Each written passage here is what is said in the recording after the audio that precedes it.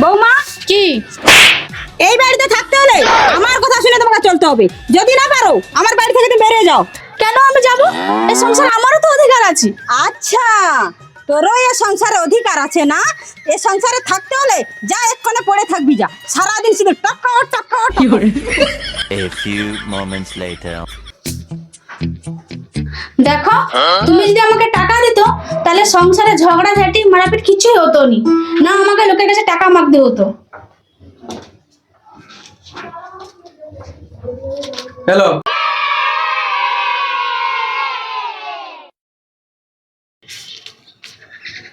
কি গো বৌমা, টাকা পেয়ে গেছো? হ্যাঁ মা, পেয়ে গেছি। শাশুড়ি বৌমার দুর্গাপূজার খরচা তুলে নিয়েছি। এই দেখো, পুরো 5,000 টাকা পেয়ে গেছি।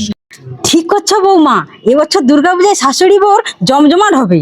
আচ্ছা মা, আবার কবে ঝগড়া করব?